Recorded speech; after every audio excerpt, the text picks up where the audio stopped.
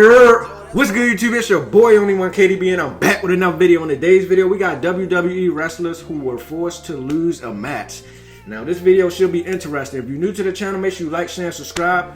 Smash that notification bell so you get notified when I drop another banger, and smash that like button for your boy, please. Now it's currently 11 a.m. It's a little early right now. You know what I'm saying? And you know I'll be up early recording these videos, man. I gotta get the early bird, get the worm. Ain't that what they say? So make sure y'all take out your notepads and take some notes, man, because class is in session. Let's get it.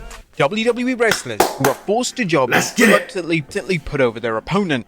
Be sure to subscribe and hit that notification bell for daily wrestling videos, and follow us on Facebook for exclusive leads. Number 10, Ryback.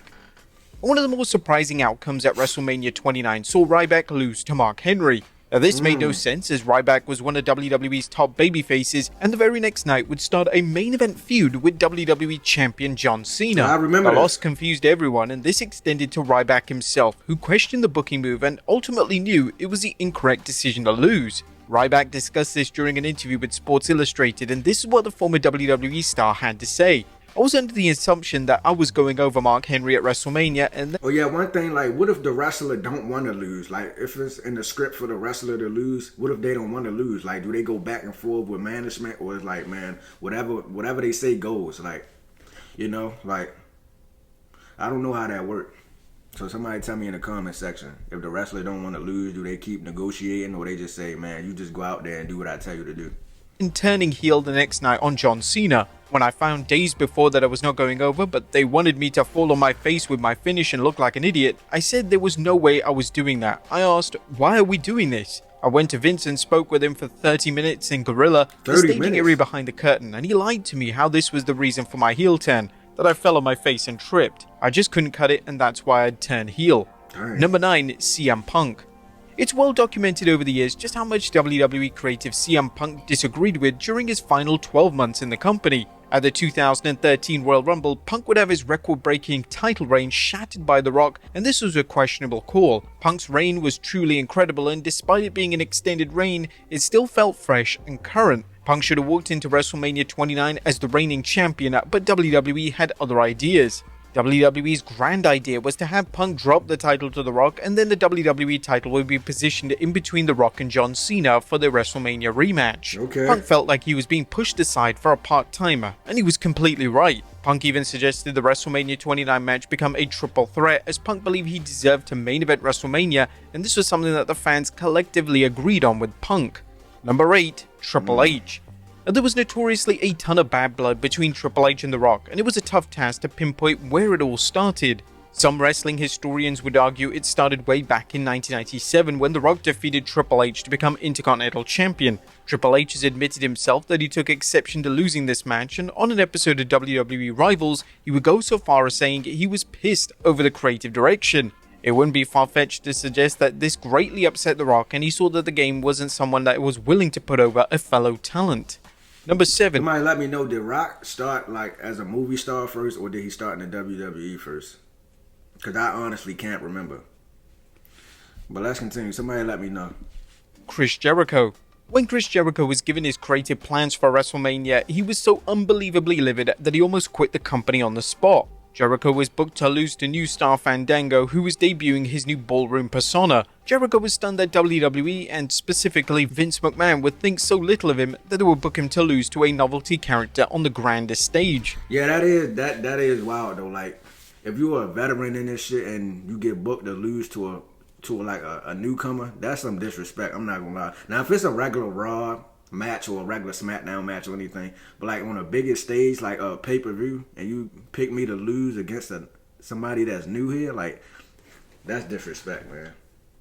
I ain't gonna lie, that's wild. According to Jericho, it was a conversation with The Undertaker that made him reluctantly agree to do the match, but it was clear from watching the match that Jericho's heart really wasn't in it. The inaugural Undisputed Champion reflected on the match in his autobiography, and this is where Jericho revealed that he was initially booked to face Ryback. Although I didn't want to work with him, Jericho recounts, I decided to do what Vince asked, and for that, Vince paid me one of the biggest payoffs I've ever received. Most of the time with Vince, it's not arguments, it's just debates, or it's very calm. This is what you're doing. I wasn't supposed to be working with Fandango at WrestleMania 29, it was supposed to be Ryback, and that was kind of the deal we had made. That was the promise that was made, and it was changed very quickly for no reason. I wasn't happy about that either. Number 6. Hulk Hogan. Unfortunately, the legendary Hulk Hogan had made a career of failing to put over talent when the time came. At WrestleMania 18, Hogan was going to pass the torch to The Rock, but on the day of the pay-per-view, to nobody's surprise, Hogan suddenly had an issue with doing business. According to former head writer for WWE, Brian Gewirtz, just hours before the show, Hogan began to question the booking and even Summer's here, and so too are its many challenges. Heat that won't quit, hammocks that won't hammock, flips. even stated that he was. So do the wrestlers get the script like hours before the show or the day before or something like that? What if they get the script like 2 hours before the show start? Like that is some pressure, bro. Especially for somebody that's new, that's just coming along in WWE and it's their first time. Let's just say if it's their first week of wrestling on WWE and they get their script. Like that's a lot of pressure. I'm not gonna lie. That's crazy. Even sure he was going through with putting the Great One over. Thankfully, this was a different time in WWE and Hogan didn't have as much political power as he previously did. Vince McMahon would have no doubt insisted that Hogan do the job and put over The Rock. Number 5. Shawn Michaels losing to Stone Cold.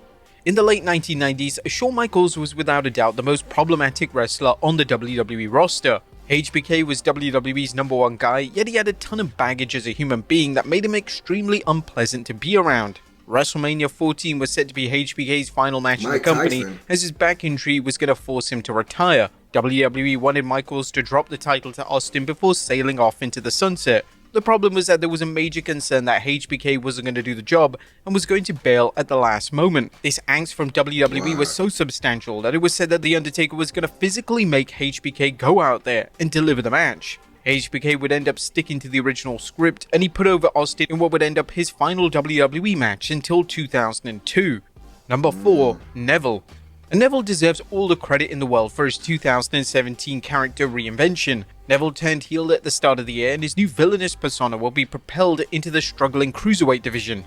Neville's run in the division was outstanding, as his body of work was amongst the finest of his entire career, but it all came crashing down when Vince McMahon wanted Enzo Amore to dethrone him. The problem here was that Amore wasn't exactly Shawn Michaels in the ring, and Enzo carrying the division would dramatically regress the status of the division itself. Neville knew that this was a baffling move, and after he reluctantly agreed to put over Amore at the 2017 No Mercy event, McMahon wanted him to job to Amore yet again, but this time, Neville said no thank you and left the WWE forever. Speaking to Wrestling Inc. in 2018, he discussed leaving the company and his reasoning was completely valid. It wasn't really Enzo why I left. I don't hate the lad, he was just annoying backstage and putting the title on him was bad, especially beating me.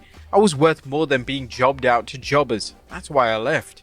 Number 3. Sasha Banks.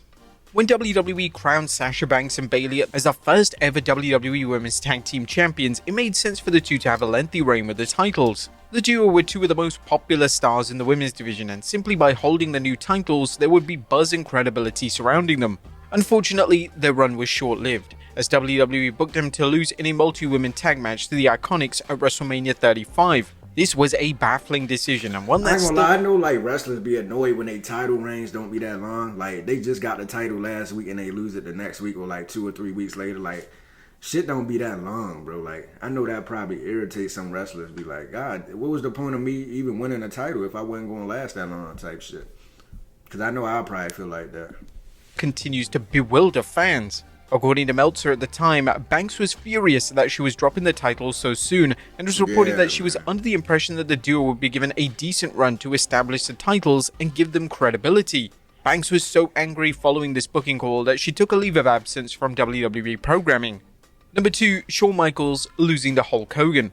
The original plans for the feud between Michaels and Hogan in 2005 was for the two legends to exchange victories. This would make both men look good and would rule out either man feeling like WWE was screwing them over. Their first match was to be at SummerSlam, and the creative pitch that both men liked was HBK winning match 1, Hogan winning match 2, and ultimately Hogan winning the final match of the series. When Hogan cancelled any plans to do more than one match, Hogan was put over in the SummerSlam match mainly because he was a babyface at the time and WWE had rushed into a heel turn for HBK ahead of the feud. HBK was livid with Hogan and he went out of his way to oversell every single thing Hogan did in the match. He sold a basic punch like he'd been hit with an F5 and it was one of the most entertaining yet completely wild matches in WWE history. And number 1, Stone Cold Steve Austin. The SummerSlam 1999 was designed to be Triple H's crowning night. WWE wanted the game to defeat Stone Cold Steve Austin to become WWE Champion and become the top heel in the entire company. Unfortunately, Austin, who was the biggest wrestling star on the planet at the time, had other ideas. According to Bruce Pritchard on his Something to Wrestle podcast, Austin, just like others in WWE, believed that Triple H just wasn't ready. I don't think that Steve and a lot of the agents at the time felt that Hunter was ready for the championship yet. That wasn't a Steve call, that was a Vince call, and that was a lot of agents. When they heard that, they felt that he'll be ready someday, he's just not ready right now. What do they mean by ready? Like, what do they mean by he's not ready to be the champion yet? I don't know what they mean by that. Is he not ready to have the spotlight solely on him because he is the champion? Is he not ready to carry the storyline and living up to expectations of being the champion? I don't know what they mean by he ain't ready yet. Can somebody explain that with to me? Steve, the SummerSlam main event would become a convoluted mess as Mankind would be added to the match and Mankind would actually end up winning the featured main event. Despite supposedly not being ready to win the title, the Game would win his first WWE title just 24 hours later on Raw, giving extra merit to the claim that Austin refused to put him over.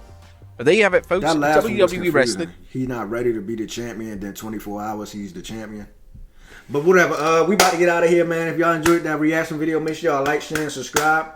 Make sure y'all hit that notification bell so you get notified when I drop another banger. Make sure y'all smash that like button because it helps me get to the algorithm. This was WWE wrestlers who were forced to lose a match. Man, I'm not gonna lie, some of these were interesting, but I'm not gonna lie. People having a short title reign, I know that irritate the fuck out of them. Like, that would irritate me. I'm not gonna lie. Like, me winning a championship and then not even a month later I lose it. What was the point? It was no point to begin with. But I guess some people be like boring champions because some people, they lose the title quick because they can have a boring title reign. Like it's no charisma to it. Like it's not as entertaining, I guess. But we about to get out of here. Make sure y'all like, share, and subscribe, and I'm out of here, bro.